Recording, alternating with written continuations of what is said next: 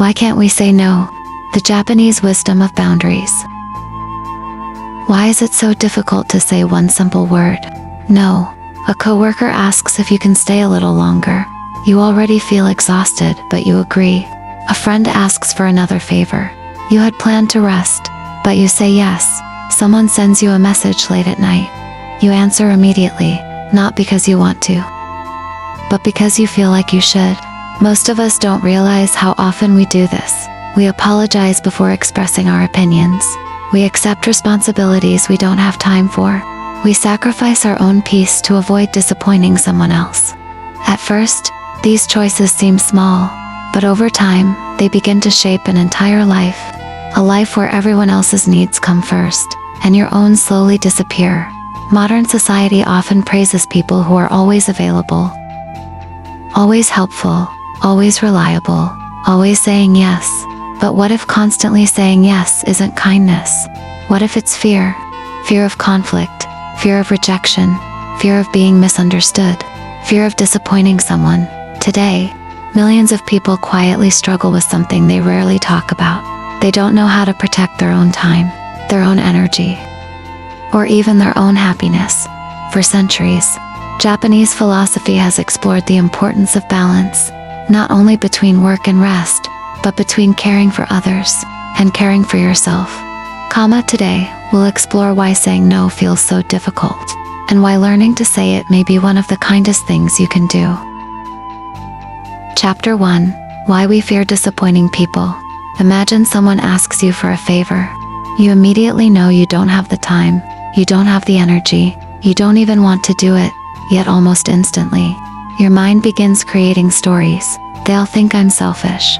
They won't like me anymore. I'll let them down. They'll be angry. Before you've spoken a single word, your brain has already imagined rejection. This isn't because something is wrong with you. It's because human beings evolved to belong.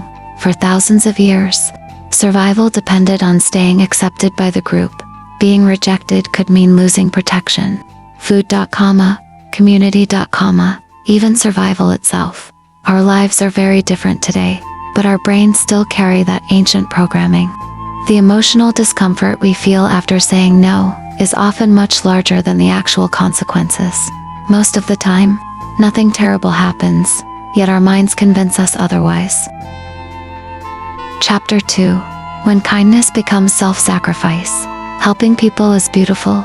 Generosity strengthens relationships. Compassion creates trust. Japanese culture deeply values kindness toward others. But there is an important difference between kindness and self-sacrifice. Imagine two people helping a friend move. The first happily volunteers because they genuinely want to help. The second secretly feels exhausted, overwhelmed, stressed, yet says yes anyway. From the outside, both actions look identical. Inside, they are completely different. One comes from love, the other comes from fear. Over time, this difference matters, because every action motivated by fear quietly drains your energy. Many people eventually become resentful, not because helping others is wrong, but because they never allowed themselves to choose. Real kindness only exists when no is also an option. If you never feel free to refuse, your yes slowly loses its meaning. Chapter 3. The approval trap. Many people don't realize they are chasing approval. They simply believe they are being nice. But look a little deeper. Why do we answer messages immediately? Why do we apologize so often? Why do we over-explain our decisions? Why do we feel guilty for resting? Often because we want reassurance. We want people to like us, to appreciate us, to need us. Our value slowly becomes connected to other people's happiness. This creates a dangerous cycle. The more people depend on us, the harder it becomes to disappoint them. The harder it becomes to say no. Eventually, our identity becomes built around being available, always useful, always dependable, always saying yes, until one day, we look around and realize we no longer have time for ourselves. Chapter 4. Why modern life makes it worse. Our ancestors could leave work behind. When the day ended, it ended. Today, work follows us home. A message arrives during dinner. An email appears before bed. A notification interrupts a conversation, even while resting. Our attention belongs to someone else. Technology has made communication effortless, but it has also made boundaries invisible. Many people now feel available every hour of the day. Not because anyone forced them, but because they fear what might happen if they don't respond slowly. Availability becomes expectation. Expectation becomes obligation. And obligation becomes exhaustion. Japanese philosophy offers another perspective.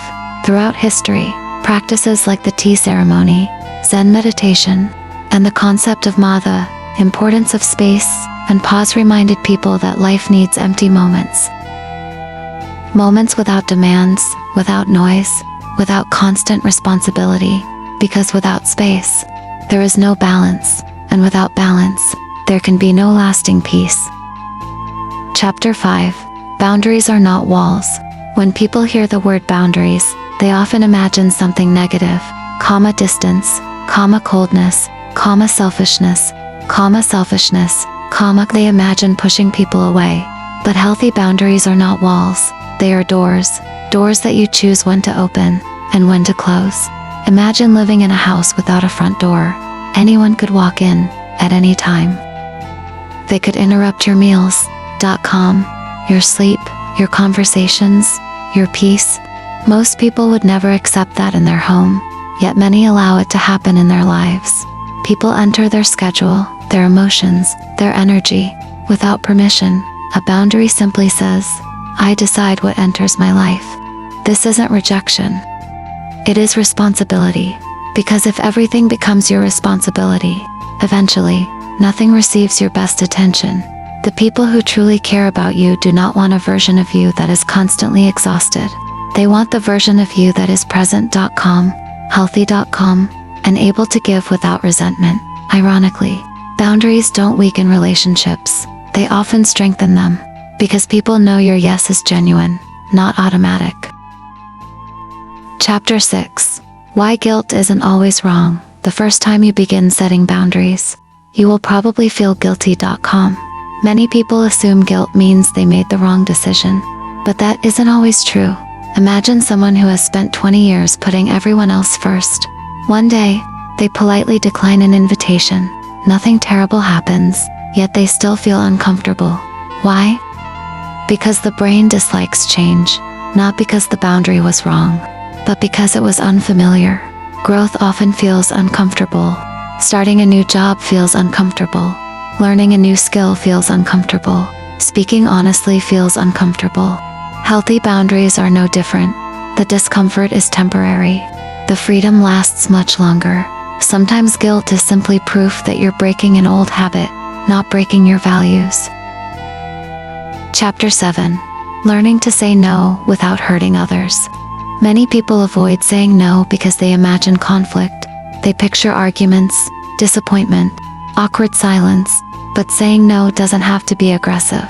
In fact, the kindest boundaries are often the quietest ones. I'm sorry, I'm not available that day. I appreciate you asking me, but I can't commit right now. I need some time to rest. Simple.com, respectful.com, honest.com. Notice something important. None of these responses require a long explanation. Many people over-explain because they hope the other person will approve of their decision. But every extra explanation becomes an invitation for negotiation. Healthy boundaries do not require endless justification. They require honesty. People who respect you will respect your answer. Those who become angry because you finally said no may have benefited from the fact that you never did before. That realization can be painful, but it is also freeing because healthy relationships adapt. Unhealthy ones demand unlimited access to your time and energy. Chapter 8. The relationship you forget most. Most people spend years protecting every relationship around them. They protect friendships, family, coworkers, clients.com, partners.com. But one relationship is often forgotten: the relationship with themselves. Every unnecessary yes has a cost. It costs time.com, energy.com, attention.com, peace.com. Little by little, your own life becomes postponed, not because someone stole it, but because you quietly gave it away. One extra favor, one extra obligation, one extra commitment. Individually, they seem harmless. Together, they shape an entire life. Imagine saying yes every single day for the next 10 years. How much time would disappear? How many dreams would remain unfinished? How many mornings would begin with exhaustion? Every thoughtful no creates space. Space to rest, space to think, space to grow, space to become the person you truly want to become. That space is not selfish, it is necessary. Ending, the Japanese wisdom of boundaries. Japanese philosophy often reminds us that harmony is not created by excess, not too much work, not too much rest, not endless giving, not endless taking. Harmony exists in balance, between helping others and protecting yourself, between kindness and honesty, between generosity and self. Perhaps saying no is not the opposite of compassion. Perhaps it is one expression of it, because every sincere yes should be a choice, not an obligation, not a habit, not a fear. The next time someone asks something of you, pause for a moment, ask yourself one simple question. Am I saying yes because I truly want to, or because I'm afraid to say no? That single question has the power to change your relationships, your mental health, your time, and perhaps your entire life. Because the goal is not to become someone who always says no. The goal is to become someone whose yes truly means yes. Thank you for watching. If this video helped you see boundaries differently, consider subscribing for more timeless Japanese wisdom, philosophies, and life lessons for modern life.